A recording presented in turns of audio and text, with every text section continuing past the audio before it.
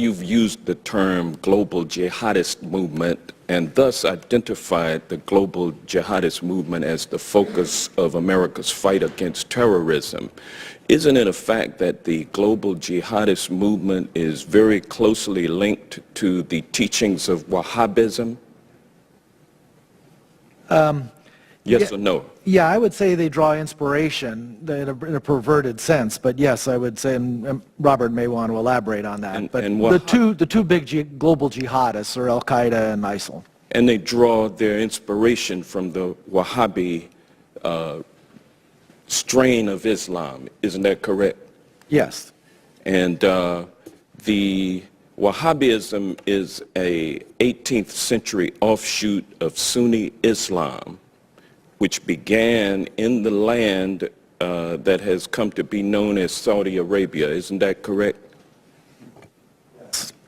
And Wahhabism seeks to purify Islam by getting rid of a number of human behaviors and practices that it considers to be sins against Allah. Correct? Correct.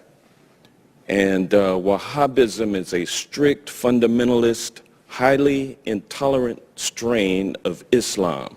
Correct? Yeah. Correct? And now, isn't it a fact that the Saudi ruling monarchy derives its legitimacy by reliance on the ideology of Wahhabism?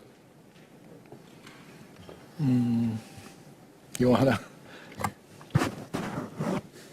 The Saudis are riding a tiger. The Saudis are riding a tiger.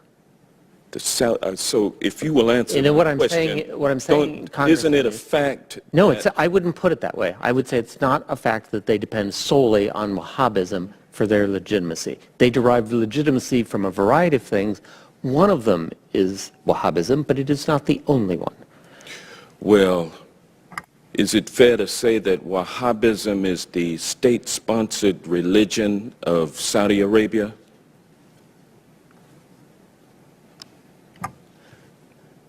Yes, the Saudi government sanctions Wahhabi imams in their major mosques. Well, as a matter of fact, the Saudi monarchy promotes Wahhabism through official state-sponsored mosques and through religious schools known as madrasas all over the world. Isn't that correct?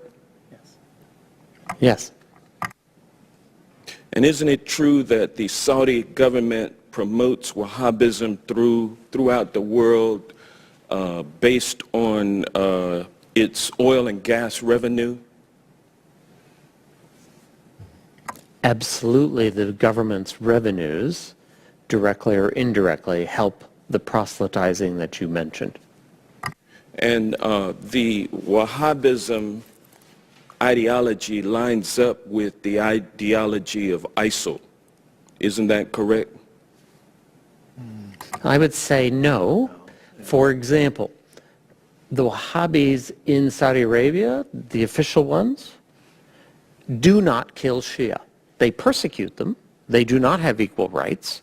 They do not have equal rights, but they don't kill them.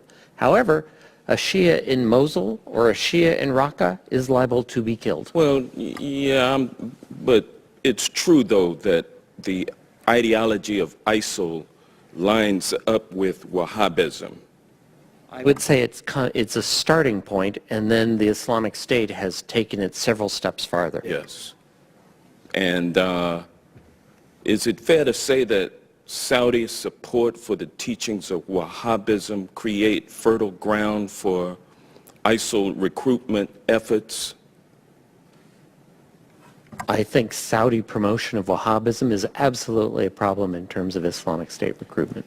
And so we will be unable to defeat the global jihadist movement, which is based on largely Wahhabism, which is a state-sponsored religion of Saudi Arabia, without somehow enlisting the support of the Saudi royal family in withdrawing its financial support for Wahhabism. Is that a fair assessment? So in the discussion we had earlier about dealing with radicalization in the first place, this is what you're talking about, right?